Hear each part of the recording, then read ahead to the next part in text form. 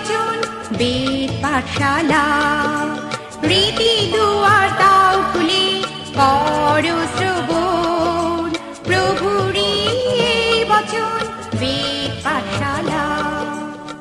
প্রিয় শ্রোতা বন্ধু, বেদ পাঠশালা অনুষ্ঠানে আপনাকে জানায় সাদর অভ্যর্থনা। আজ আপনি কি জীবনে স্বর্গীয় শান্তি লাভ করতে চান, আত্মিকভাবে ঈশ্বরের সান্নিধ্য লাভ করতে চান? তাহলে অবশ্যই শুনুন আজকের অনুষ্ঠান বেদ পাঠশালা।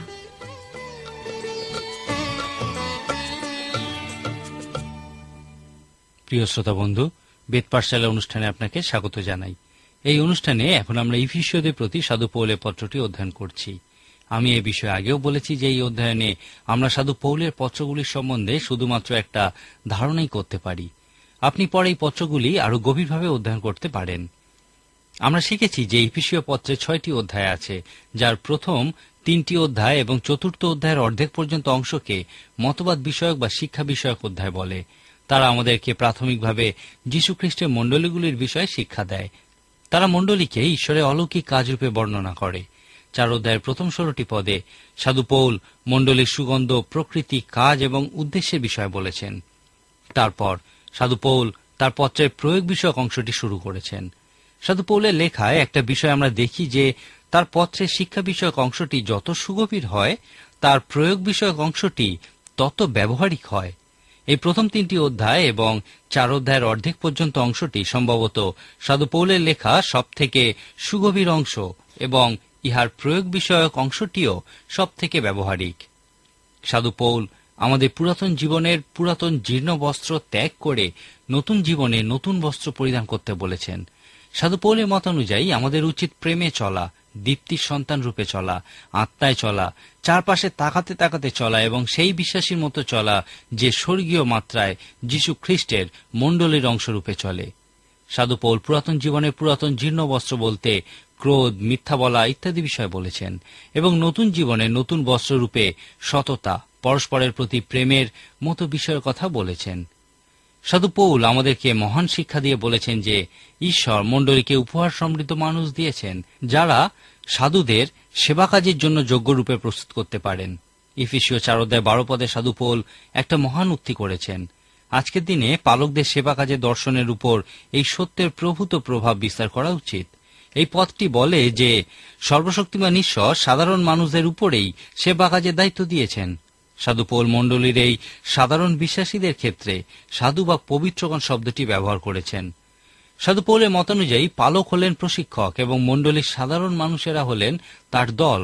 রবিবারে গির্জায় উপাসনায় মণ্ডলীর কাজ প্রকৃতপক্ষে শুরু হয় না, কিন্তু গির্জার বাইরেই প্রকৃত সেবা কাজ শুরু হয়। সাধু পৌলের মতানুযায়ী যখন ওই সাধারণ মানুষেরাই গির্জা ছেড়ে চলে যান, তখন তাদেরকে সেবা কাজের দায়িত্ব দেওয়া হয়।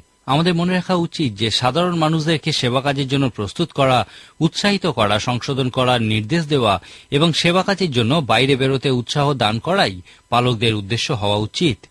মণ্ডলীর প্রকৃতি, কাজ এবং উদ্দেশ্যের ক্ষেত্রে ইহা খুবই গুরুত্বপূর্ণ একটি বিষয়। 5 অধ্যায় সাধু পৌল যখন এই পত্রের প্রয়োগ বিষয়ক অংশে শুরু করেছেন, তিনি সব থেকে কঠিন জায়গা বাড়ি থেকে শুরু করেছেন। সাধু পৌল বিশ্বাসীদেরকে স্বর্গীয় স্থানে খ্রিস্টেতে বসবাস করতে বলেছেন, যেখানে নতুন জন্মপ্রাপ্ত রূপে আত্মায় নিয়ন্ত্রিত খ্রিস্টের শিষ্য রূপে জীবনযাপনের জন্য প্রয়োজনীয় সমস্ত কিছুই পাওয়া যায়।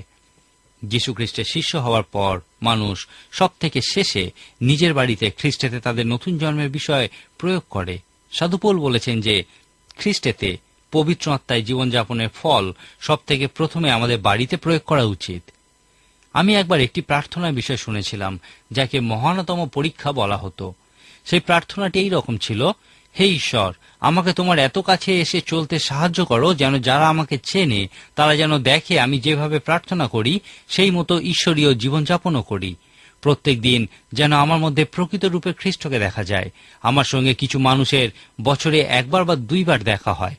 এই ক্ষেত্রে তাদের কাছে সুন্দর মানুষ রূপে নিজেকে উপস্থিত করা খুবই সহজ, কিন্তু আমার বাড়িতে যারা প্রতিনিয়ত আমাকে দেখছে তারা আমার সব থেকে মন্দ অংশটিও দেখে। যদি আমরা আমাদের জিহ্বাকে নিয়ন্ত্রণ না করি, তাহলে ধন্যবাদের স্তুতি অসম্পূর্ণ থেকে যায়। যখন আমি খুবই ক্লান্ত হয়ে পড়ি এবং আমার অধৈর্যতার বিষয়টি প্রকাশ পায়, তখন যেন কেউ তার দ্বারা বাধাপ্রাপ্ত না হয়, কারণ তোমার প্রেম তারা আমার মধ্যে দেখতে পায় না। কিন্তু ঈশ্বর জীবনের ছোট ছোট বিষয়ের উপরেও আমাকে বিজয় দাও। যে কোনো ভয়ের বিষয়ে আমাকে শান্ত রাখো এবং অশ্রুপাতের সময় আমাকে তোমার শান্তি দাও। হে ঈশ্বর, আমাকে মহান ও নিঃস্বার্থ জীবন দাও।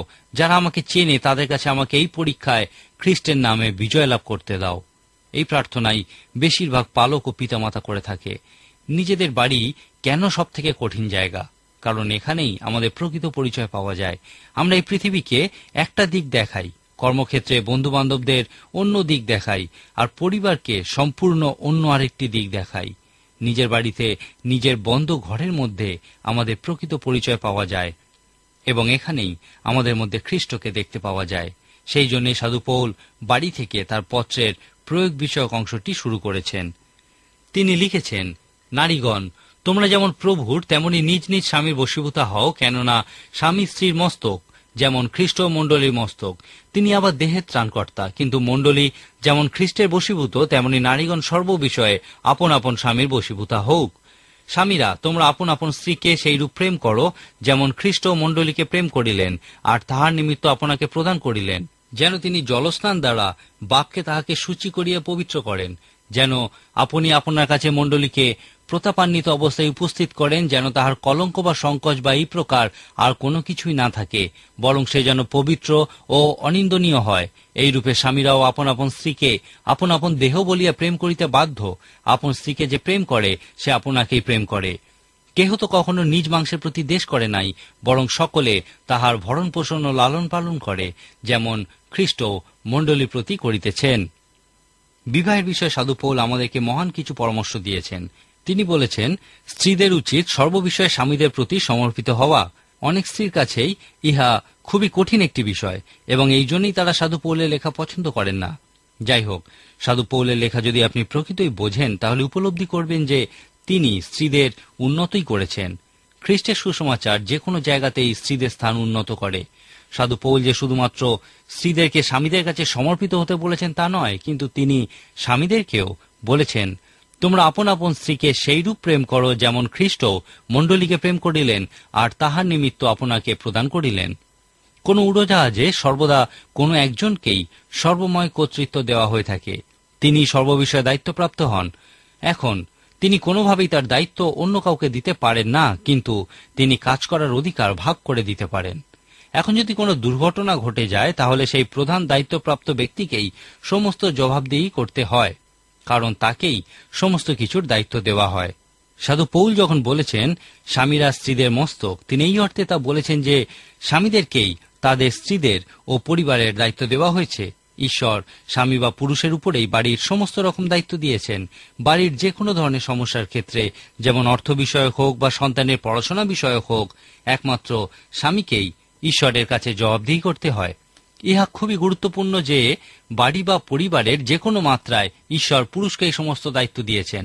সেই জন্যই ঈশ্বর স্ত্রীদেরকে বলেছেন যেন তারা এই দায়িত্ব পালনের ক্ষেত্রে স্বামীদেরকে সাহায্য করেন।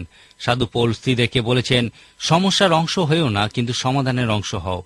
স্বামীর বশীভূত হওয়ার বিষয়ে সাধু পৌল স্ত্রীদেরকে বলেছেন, মণ্ডলীর কাছে যেমন খ্রিস্ট তোমাদের কাছে তোমাদের স্বামীদেরকেও সেইভাবেই সৃষ্টি করা হয়েছে, এবং খ্রিস্টের কাছে যেমন মণ্ডলী স্বামীদের কাছে তোমাদেরকেও সেইভাবেই সৃষ্টি করা হয়েছে। বিবাহের বিষয়ে প্রতীক রূপে পবিত্র শাস্ত্র খ্রিস্ট এবং তার মণ্ডলীকেই দেখিয়েছেন। প্রথম পিতর 3 অধ্যায় যে সমস্ত স্বামী ঈশ্বরের বাক্যের বাধ্য নয়, তাদের স্ত্রীদের উদ্দেশ্যে সাধু পিতর বলেছেন, স্ত্রীগণ, তোমরা কি খ্রিস্ট এবং তার মণ্ডলীকে প্রতীক রূপে দেখেছ? এই ক্ষেত্রে তোমরা হলে মণ্ডলী, খ্রিস্ট হলেন মেষপালক এবং মণ্ডলী হল মেষ। এখন এখানে তোমরা হলে মেষ এবং তোমাদের স্বামীরা হলেন মেষপালক। তাদেরকে তোমাদের দেখাশোনা করতে দাও। খ্রিস্ট যেমন মণ্ডলীর কাছে তেমনি তোমাদের কাছে তাদেরকে হতে দাও। তারপর পুরুষদের উদ্দেশ্যে তিনি বলেছেন, স্বামীরা, খ্রিস্ট এবং তার মণ্ডলীর ক্ষেত্রে তোমরা হলে সেই মেষপালক এবং তোমাদের স্ত্রীরা হলেন মেষ।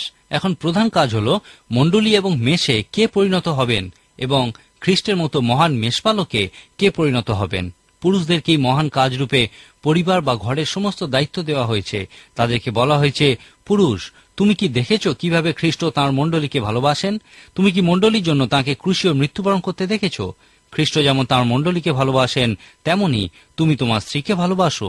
কোন একজন প্রচারক এই যেমন কথাটি খুব গভীরভাবে চিন্তা করেছিলেন এবং দেখেছিলেন যে মূল গ্রিক ভাষায় ইহার অর্থ হল একেবারে একইভাবে, অর্থাৎ খ্রিস্ট তাঁর মণ্ডলীকে যেভাবে প্রেম করেছিলেন, স্বামীদের উচিত একেবারে একইভাবে স্ত্রীদেরকে প্রেম করা।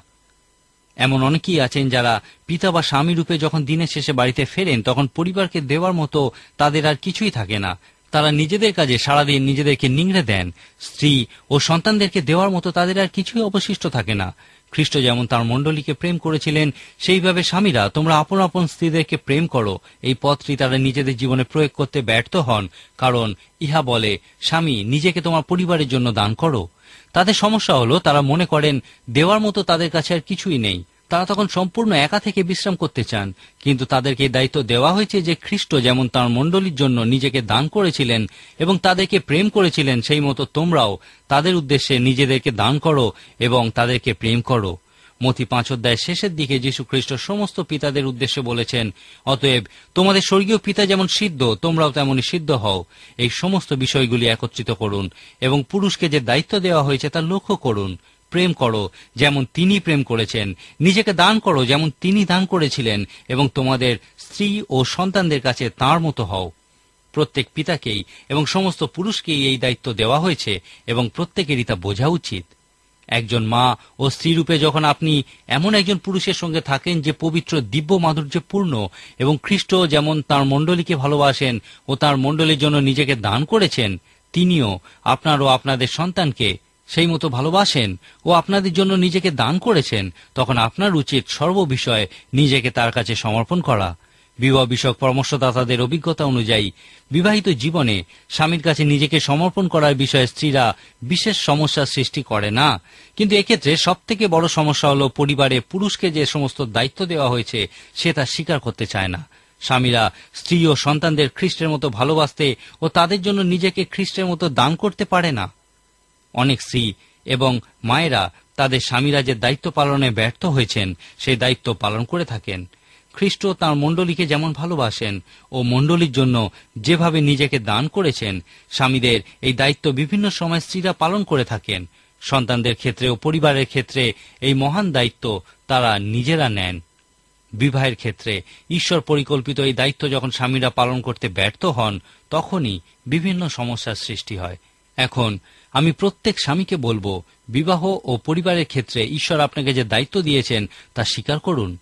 ঈশ্বরের কাছে যাচনা করুন যেন আপনার পরিবারে খ্রিস্টের মতো হওয়ার জন্য তিনি আপনাকে ক্ষমতা ও অনুগ্রহে পূর্ণ করেন।